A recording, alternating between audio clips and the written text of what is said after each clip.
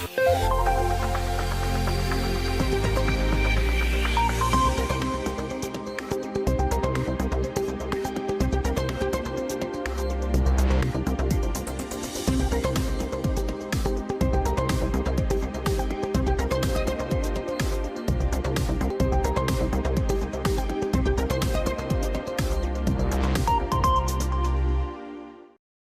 and welcome to Daily Spark TV. Today we are talking about the multifaceted woman. My guest today is Belinda Barbieri, and I am so excited to have her on the show because we are talking about girl power today, and I think that we are going to have a fired up show. Let me tell you a little bit more about Belinda. She's an author as well as an entrepreneur. Belinda has worked for a Fortune 500 company, then decided to temporarily step away from the corporate world to become an author. As an author, she engages children with important life lessons and promotes exemplary behavior, both at school and at home with Meet the Pops. I can't wait to talk more about the things that we can do as women. Thank you so much for being on the show today. My pleasure. Now, before we get into all of the things that we can do, I have to ask you, being a woman who's worked in corporate America, is that something that you've always wanted to do? Is that the projection that you saw for your life, let's say in high school or in college? No, actually I wanted to be a kindergarten teacher when I started. And then you veer off to college and you kind of make choices. Then I wanted to be a tax attorney, and as I was going through college, I kind of changed. Computers were becoming very popular, so I wound up getting my BS in computer science. Okay. But then as I began to work, I really loved packaging and marketing. So then I went for my MBA in marketing, and I converted, started working in consumer products. Okay. In the Fortune 500 companies, and then wound up working in marketing, in consumer products, and in finance. Awesome. But I'm a marketer at heart. Right, right. And I think that when you know what your true passion is, it's so easy to not only go there, but to just branch out and see where you're going to end up going. I can see the transition into being an author, being able to market and present your ideas in a way that becomes available to a particular audience. Now, did you think that you were going to be an author? No, but one of the beauties of working in corporate and in a large corporation is you're exposed to so many different areas. Yeah. You're exposed to sales, you're exposed to marketing, you're exposed to manufacturing, and you try to absorb all those different things because you kind of need all of that to become an entrepreneur, especially finance. So you need to kind of, if you're not learning and you're working in a large company, you need to speak up, you need to volunteer so that you are learning, because you never know where you're going to take those skills. I'm always building my skills. So today we're talking about the multiple hats that we as women wear. Do you think that there's ever going to be a time where a woman's going to be allowed to wear only 3 hats as opposed to the hundreds of hats that we have to wear? Or is it just something that we need to accept as the lot of life of being as awesome as we are? I think we can always do more than we think we can do. And if we keep that in our minds, if, you say, oh, I've got to get up every day at 5:30. That's okay. Yeah. You can do that. You can do more than that, right? And if you always feel like you can do more, those 3 challenges of maybe being a wife, working a full-time job and having a career, and also being a mother, right? Those 3, you can do much more than that. You can write a book. That's right. That's right. That's right. Now, with men and women choosing to go into the corporate field and deciding that I want to climb the ladder, have you found that there are different experiences for women than there are for men in the various rungs to that C-suite office or whatever the dream is of that woman? Have you found that their experiences are different? Especially when I was working in sales planning. So when I started working in sales planning, I found that I was in an office and the men were kind of doing their thing, playing golf, making a lot of decisions on the golf course. So I said, if I don't learn how to play golf, I'm going to be in trouble. I'm going to be left out. Yeah. So I learned how to play golf, and now I love it. So everyone seems to take different paths, and you have to keep an open mind and try different things. After my first few positions, I never said, oh, I want to do this. I would stay very open and say, well, maybe I'll try this and try that. And it's almost like a pinball machine. And you kind of fall down this and you don't know what's going to happen to you, right? And before you know it, you're doing what you love. Right. Because you're open to it. And I love how you remind us that we need to be open to what's going on in our world and to be open enough to say yes to one thing, perhaps no to another thing, and be able to walk surely on that path. What a great reminder. Well, it is time for a very short break, but when we come back, we will continue talking about the multifacets of being a woman. We'll be back.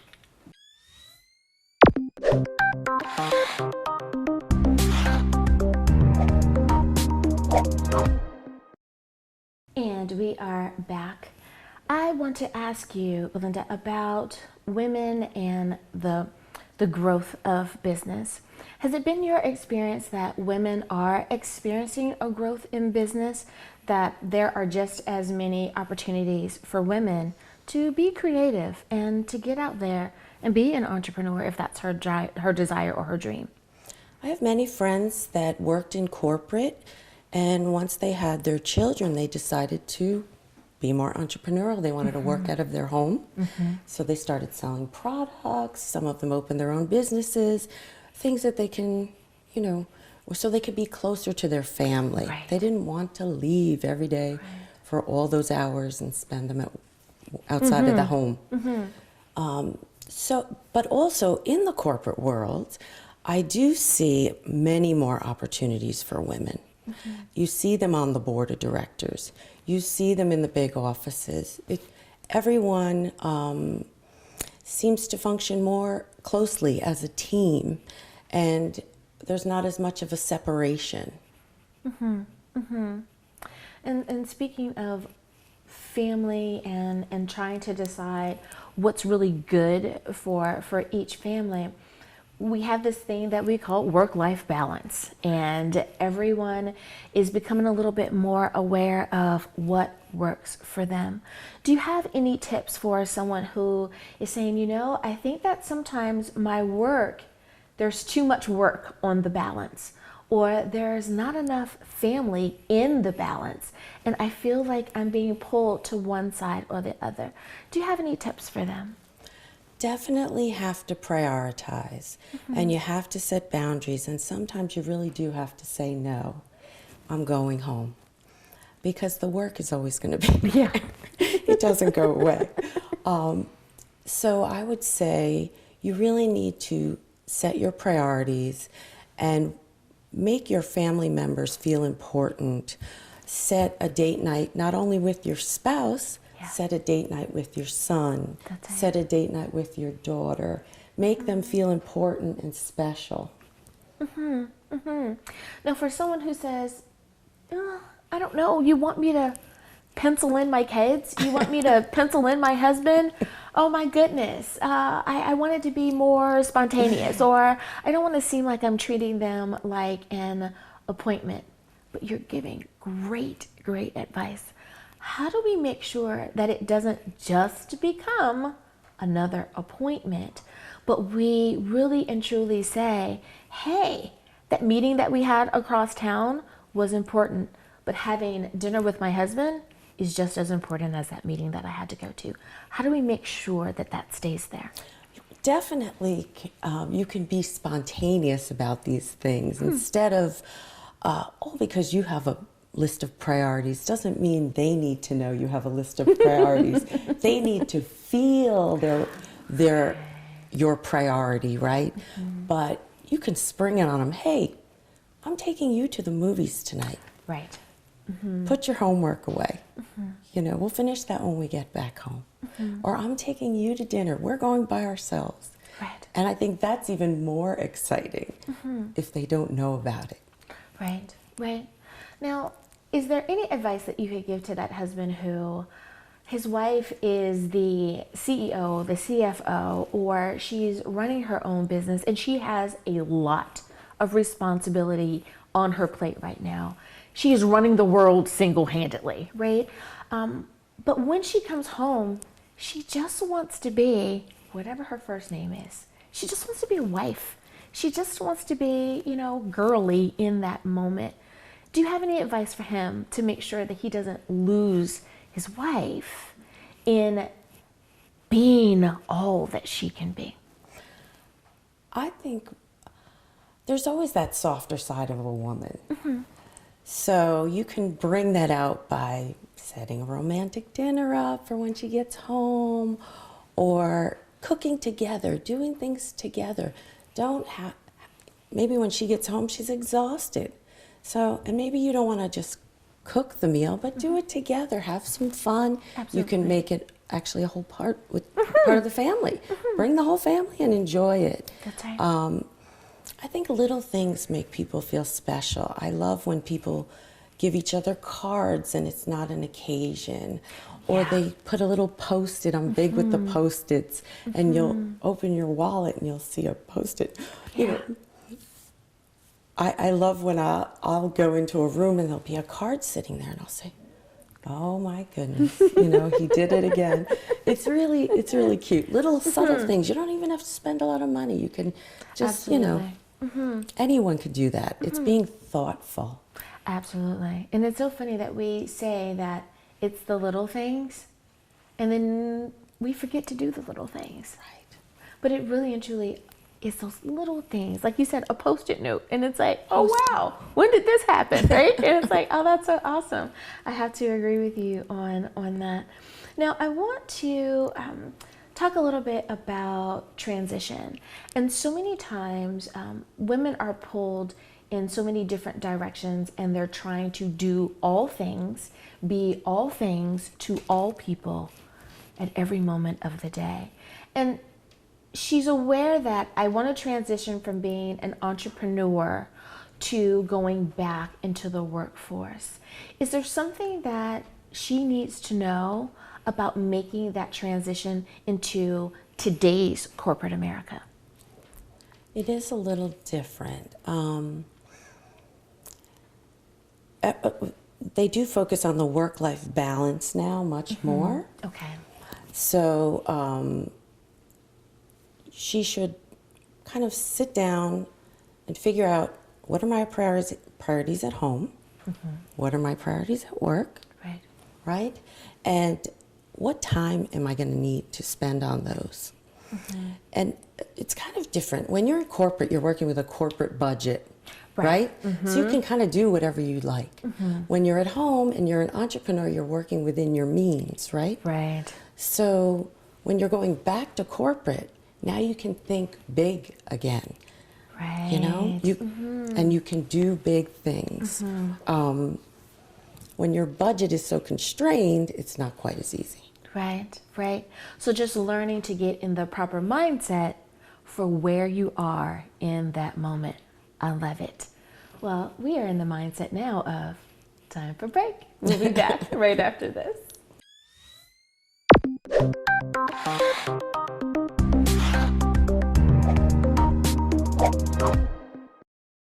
Hi, I'm Belinda Barbieri, and I never thought I'd be sitting here in front of you with a series of books that I've put together over the past year. My series is called Meet the Pops, and I started all this with my nephew. He asked me to be a mystery reader at his school, and I went. It was so much fun.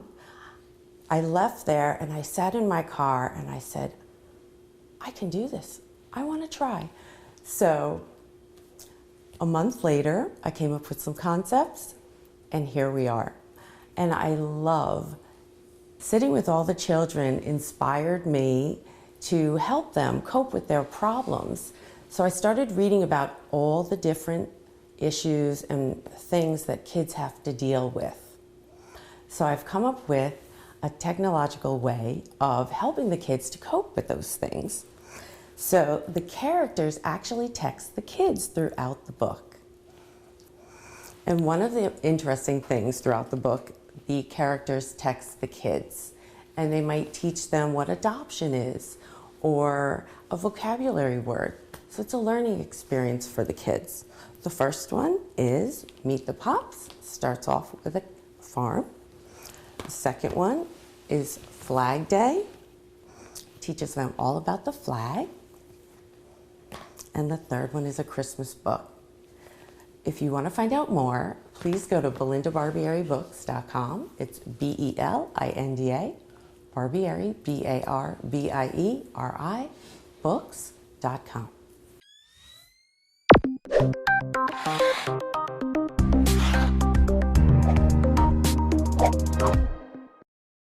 Welcome back to Daily Spark TV. Today, Belinda, we are talking about the multi-faceted woman and all of the hats that we wear and all of the things that we have to do. So we talked about women going from one transition to another in one particular way. So now, originally I said, okay, so she was in the boardroom, now she's becoming an entrepreneur. What if she is an entrepreneur and she wants to go back into corporate America, or she wants to start? You know, I was an entrepreneur, it was great, I had fun. This is too much work. I want the security of the office, the 9 to 5, knowing that these things are going to happen because my family's in a particular place, let's say, and I want to give them that security. What are some things that she needs to think about as far as making that transition and making it smoothly? So she's done one, now it's time for her to go the other way. What should she think about? I think it's very important that you maintain your connections, right? Your network. You're always building your network, and it's very important that you maintain that network because as you go back and forth, you're in corporate, you have your family, maybe you do a little entrepreneurial things, then you go back. You can always go back to that favorite boss that you loved working for and say, hey, do you know anyone looking for someone like me? Right. Or, hey, you know, keep in touch with people. Don't step totally outside of corporate if you plan on going back. Right. Right? That is, I don't think people think about that sometimes. It's like, I got my plant, I turned in my badge, I'm done. Not thinking about what if I do want to come back? Right. Or even, what if you don't return, but there's someone in corporate America that is a great resource for a project that you're working on, and they could really be an asset to someone that needs to have that connection. That is such great advice. Now, women are wearing multiple hats, but sometimes we need to think about the support that we need. Not the job that we're doing, but the people that we need around us to make sure that when we put that hat on, that we're able to be strong in that capacity. Do you have any suggestions for building a proper support team, no matter if we're going one way or the other? Who do we need around us? You really need love around you. You need people who love you and care about you. Surround yourself with those people you trust, and then you can be your best, right? Right. People who are on your side, people who are pulling for you, and even giving you that push. Right. If you're afraid to try new things, you need that one person who says, you gotta try it. You know, again, being open, right? Right. And it's so interesting that you say that because so many times I have to remind people that we do need the dreamers around us. We need the visionaries around us. And we need the worker bees. I remember I was doing a seminar and I said, guess what, you guys? If we're all entrepreneurs, who's going to do all of the things that we need to have done to make sure that we get from A to B.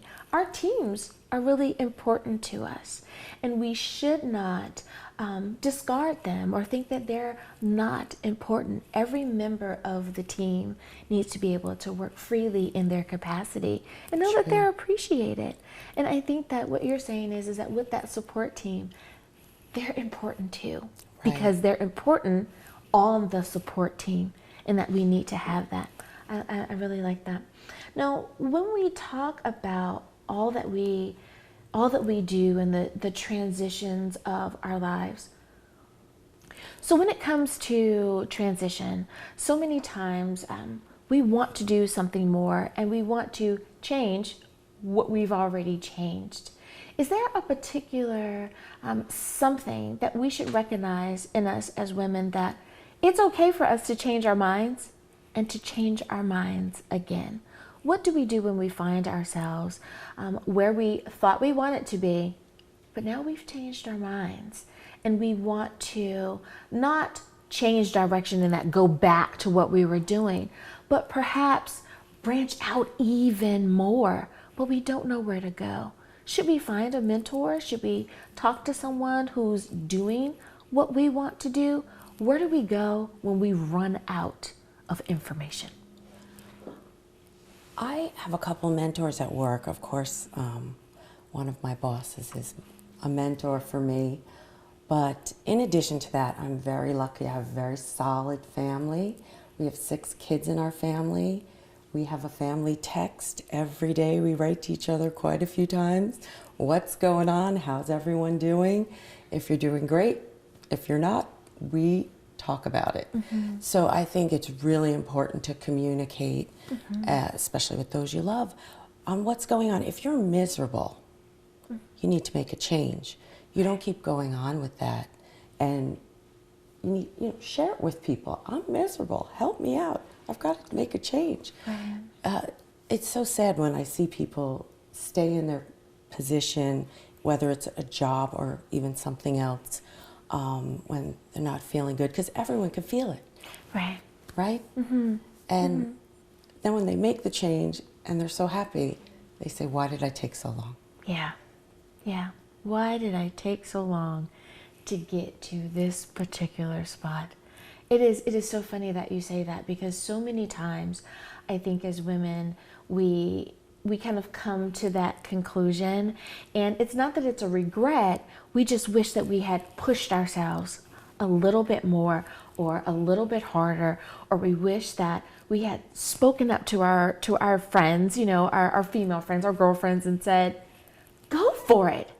Yes, you can. Go for it. Do it and be all that you can be. Now, do you find that it's at a particular stage in our lives, meaning that we're at a particular age, that we start to realize, you know what? I'm not going to live in the box that someone else has put me in. I'm confident. I know exactly what I want to be, and I am so many years old. Do you think that we become emboldened as we get older? I think we get to know ourselves. So you get to know yourself better, and you get to know what you like and what you don't like. And you're certainly willing to speak up for yourself as you grow and you mature, right? And you do surround yourself with different people. The people you might hang around with when you're in your 20s, when you're in your 40s, or even marriage, right? The spouse you pick at age 20 versus age 40, very different, right? So I think you do mature and make perhaps better decisions choices for yourself as you at get that to know time. what you like. Absolutely. Get to know what you like. I love it. Well, thank you so much, Belinda Barbieri, for being on the show today. Thank you. It's my pleasure. And thank you as well. I hope that I have inspired, enlightened, and empowered you. Until next time, everyone. Bye-bye.